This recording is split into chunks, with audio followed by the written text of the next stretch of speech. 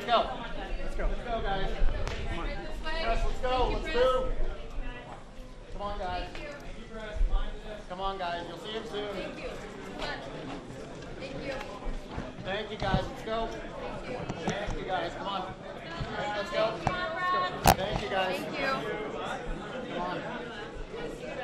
You'll see him soon. Israeli Thank you, Prime, guys. yes. Let's go. Well, all press. Not this way. Come on.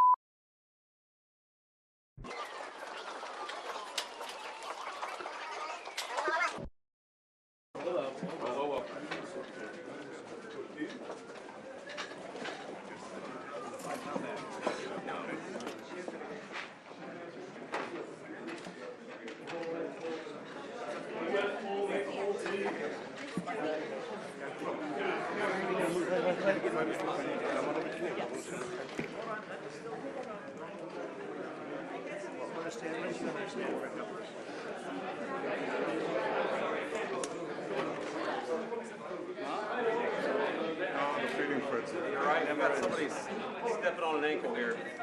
Are you all right? You good? Okay. It's like a Who concert situation. Is this Cincinnati?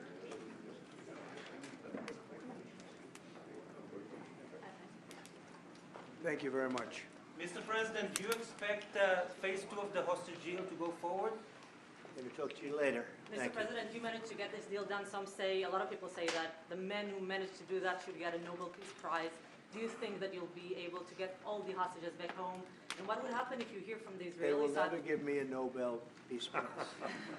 What would happen? What needs to happen for It's too normalization, bad. I President? deserve it, but they will never give it to me. What's wrong with for normalization to go forward? What needs to happen for normalization with Saudi Arabia? Well, we're going to see, and we're dealing with a lot of people, and we have steps to go yet, as you know, and maybe those steps go forward, and maybe they don't. We're dealing with a very complex group of people, situation and people, but we have the right man, we have the right leader of Israel. He's done a great job, and we've been friends for a long time, and we do a great job also.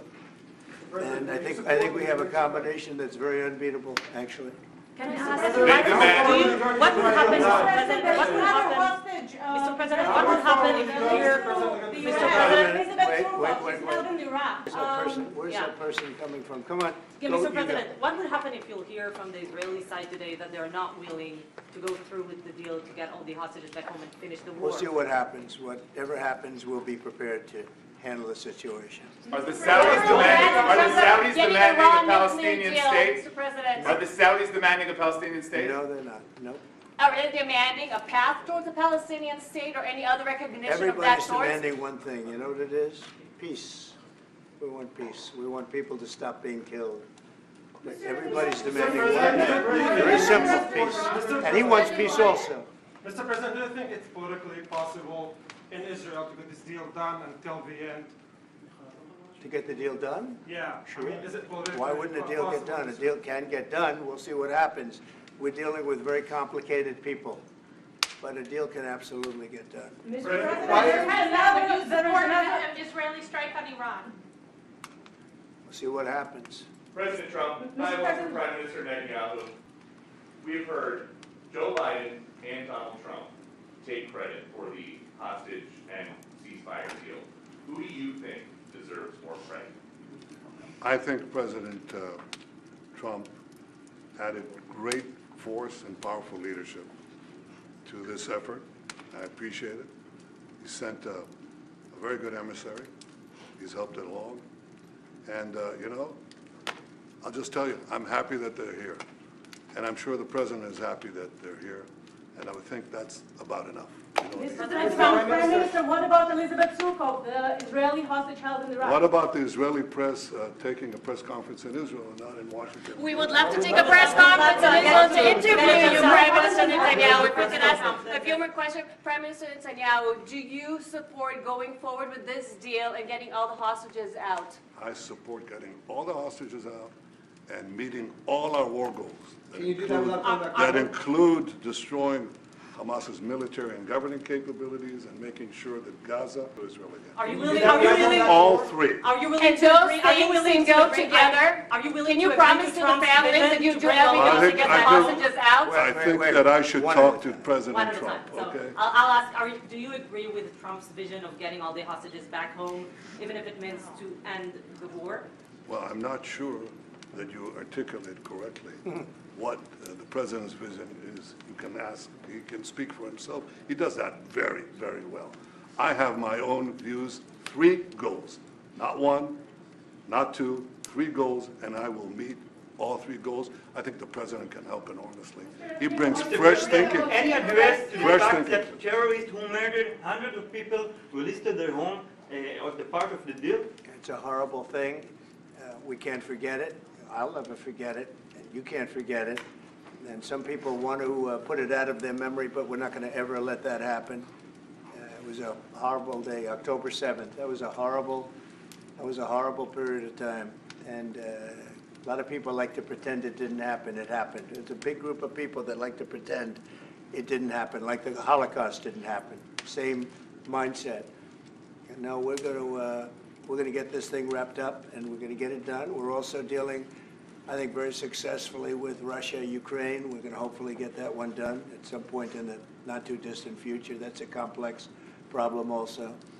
But we solve problems. When I left, we had no problem. There was no Ukraine and Russia fighting. There was no October 7th. There was nothing. And some very poor leadership led to a lot of problems and a lot of death. And it's a shame, but we'll put it out. We'll put out the fires. We have a lot of fires, but we'll put them out. Mr. President, why do you still support a Palestinian state like the peace plan you presented in January 2020? Is this plan still on the table? Well, a lot of plans change with time, and a lot of death has occurred since I left and now came back. This death occurred not while I was here, but while somebody else was here. It shouldn't have happened. They shouldn't have allowed it to happen. It would have never happened, and that includes Russia, Ukraine would have never happened. Not even a little bit, not even a chance. But now we are faced with a situation that's different, in some ways better and in some ways worse. But we're faced with a very complex and difficult situation, but we'll solve the problem. What is the refugees get from Gaza, out of Gaza? If not Jordan, Egypt, what other countries you think might accept Palestinians from Gaza? Well, I think Jordan and Egypt will, I know they've spoken about it with you, and they say they're not going to accept. I say they will.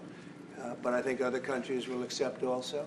I think that Gaza maybe is a demolition site right now. If you look at Gaza, it's all, there's hardly a building standing, and the ones that are going to collapse. You can't live in Gaza right now, and I think we need another location. I think it should be a location that's going to make people happy. You look over the decades, it's all death in Gaza. This has been happening for years. It's all death. If we can get a beautiful area to resettle people permanently in nice homes and where they can be happy and not be shot, not be killed, not be knifed to death like what's happening in Gaza. And right now you have in Gaza a very dangerous situation in terms of explosives all over the place, in terms of tunnels that nobody knows who's in the tunnel. The whole thing is a mess. And I think that if we can resettle, and I believe we can do it in areas where the leaders currently say no. I've been saying that with Mexico, having to do with the border and all of the things, and you saw what happened, 10,000 soldiers, and they're going to do a good job. I really believe that, and I believe Canada is going to do a good job also. They said the same thing, and then they did something much different than what you were hearing. This is a very, very difficult situation, but we're going to get it solved. I don't think people should be going back to Gaza. I think that Gaza has been very unlucky for them. They've lived like hell. They lived like you're living in hell. Gaza is not a place for people to be living. And the only reason they want to go back, and I believe that strongly, is because they have no alternative. What's the alternative? Go where? There's no other alternative. If they had an alternative, they'd much rather not go back to Gaza and live in a beautiful alternative that's safe. Mr. President, Peter?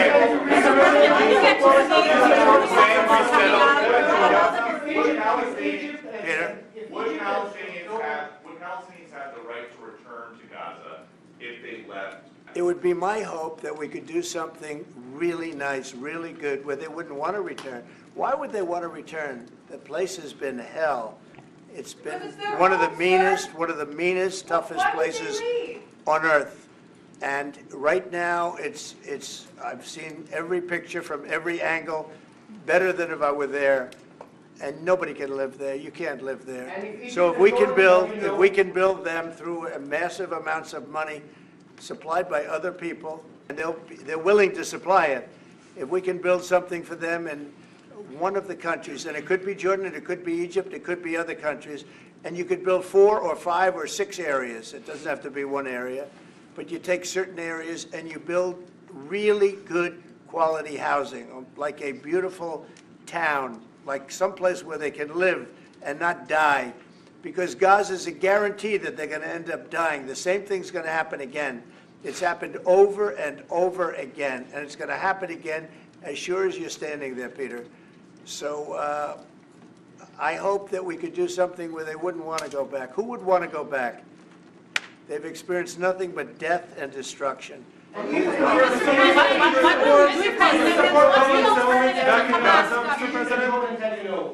you do then? Well, I don't think they're going to tell me no. Mr. President, I don't think they're going to tell me What will you do for I think they're going to tell Biden no, and I think they're going to tell other people no. I So don't you think think it will happen at the end? I think there's a good chance, yeah. How I'd like to see many that. people were you thinking about? All of them. I mean, we're talking All of about them. probably 1,000,007 people, 1,000,007, maybe 1,000,008. But I think all of them. I think they'll be resettled. What areas are on Palestinians? Mr. President, do you support building settlements, Jewish settlements back in Gaza in the next years? Say it. Building settlements, Jewish settlements back in Gaza in the next year. Do you support this idea? I don't see it happening.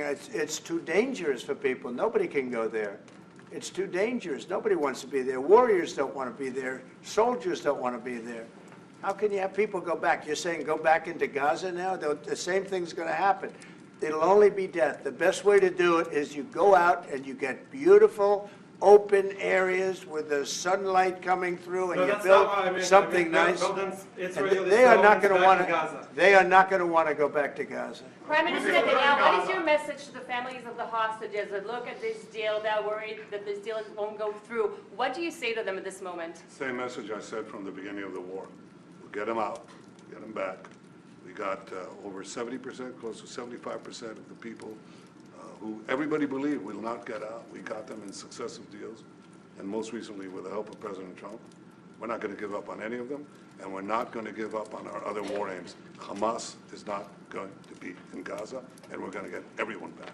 And you would not have. Prime Minister, how optimistic are you about reaching phase 2 of the ceasefire? How optimistic? Well, we're going to try. That's one of the reasons, one of the things we're going to talk about here.